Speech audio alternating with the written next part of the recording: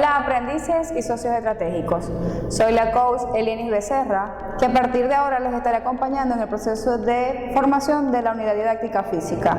El día de hoy trabajaremos el movimiento circular uniforme. Para comenzar, vamos a ver un breve resumen de las teorías en las cuales nos basamos para estudiar este movimiento. El movimiento circular uniforme lo describimos circular porque la trayectoria describe una circunferencia y lo llamamos uniforme ya que la rapidez no varía, es decir, es constante. Este tipo de movimiento tiene sus elementos y entre esos elementos conseguimos el periodo, que su ecuación nos dice que vamos a dividir el tiempo entre el número de vueltas que se realiza, donde T es tiempo, N el número de vueltas. Luego tenemos la frecuencia, que nos indica la cantidad de vueltas que da la partícula en un determinado tiempo y por ende su ecuación sería frecuencia, que es igual al número de vueltas dividido entre el tiempo. Luego podemos observar entre estas dos ecuaciones que están como al revés. A este al revés matemáticamente se le llama inversa y eso es una relación que existe entre la frecuencia y el periodo. Podemos decir entonces que yo el periodo también lo puedo calcular a través de la inversa de la frecuencia o dividir 1 entre frecuencia, o la frecuencia conseguirla por la inversa del periodo, que es 1 entre periodo. Luego nos conseguimos con la velocidad angular. La velocidad angular es aquella cantidad que conseguimos a través de la división del ángulo que forma al moverse y el tiempo empleado. Por lo tanto, podemos conseguir la ecuación de que velocidad angular va a ser igual al ángulo entre el tiempo. Si la vuelta del arco, o sea, el recorrido, es una vuelta completa, podemos tener que el tiempo va a venir siendo igual al periodo y el ángulo es igual a 2pi, siendo pi una constante matemática que se aproxima al número 3.14. La velocidad lineal es aquella velocidad propia de la partícula. Su módulo no cambia porque la velocidad no varía. Sin embargo, en esta velocidad su dirección y sentido sí cambian en cada punto de la trayectoria. Pero se puede calcular a través de esta ecuación. Velocidad lineal o velocidad tangencial, que es lo mismo, es igual a 2pi por radio entre el periodo. La velocidad angular y la velocidad lineal también la podemos conseguir a través de la frecuencia, utilizando el dato de frecuencia. ¿Cómo? A través de estas dos ecuaciones. La velocidad angular es igual a 2pi por frecuencia y la velocidad lineal, que es 2pi por radio por frecuencia. También tenemos la relación entre la velocidad lineal y la velocidad angular.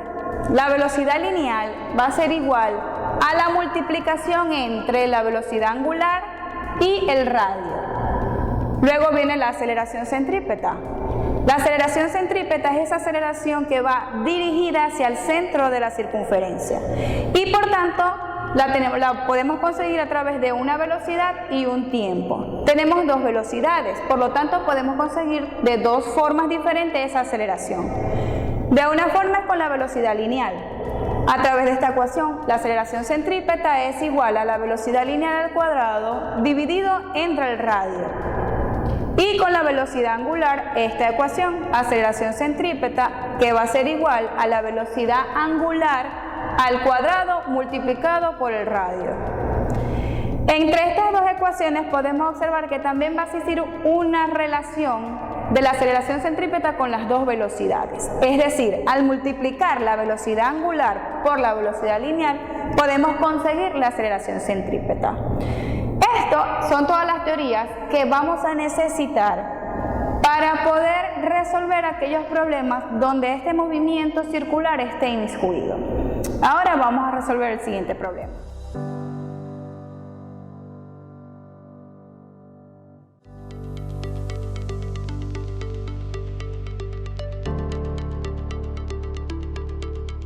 Ok, ahora vamos a resolver un problema en el cual está incluido un movimiento circular. El problema dice lo siguiente: Un cubo de agua atado a una cuerda de 300 metros de diámetro se hace girar a velocidad constante y da 3 vueltas en 2 minutos. Calcular frecuencia, período, velocidad angular, velocidad lineal y aceleración centrípeta. Para realizar cualquier problema debemos primero extraer los datos. En el problema nos dice que la cuerda tiene 300 metros de diámetro. Anotamos. Un diámetro igual a 300 metros. Como por lo general usamos el radio, vamos a aplicar la ecuación de radio. Entonces, el radio sería igual al diámetro dividido entre 2, que esto sería igual a 300 metros dividido entre 2 y da un resultado de 150 metros. El siguiente dato que nos da el problema es que él dice que da 3 vueltas en 2 minutos. 3 vueltas indica el número de vueltas que da la partícula o el móvil, el cubo de agua. Entonces, el número de vueltas serían 3 y el tiempo que emplea en dar las 3 vueltas son 2 minutos. Depende del sistema que nosotros estemos utilizando, es que vamos a ver las unidades. En este caso vamos a trabajar la unidad de segundos, por lo tanto vamos a transformar de minutos a segundos. Entonces, 2 minutos multiplicado por 60 segundos y dividido entre 1 minuto me da minuto con minuto se cancela y 2 por 60, 120 segundos.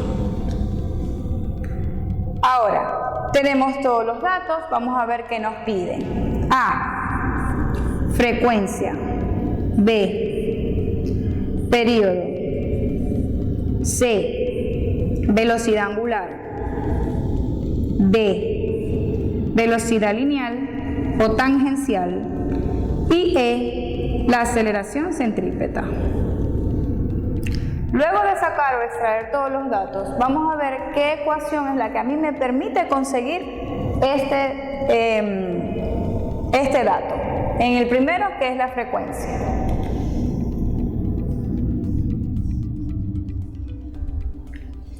Si en los datos tenemos el número de vueltas y tenemos el tiempo empleado, por lo tanto podemos utilizar la ecuación que dice frecuencia es igual al número de vueltas entre el tiempo.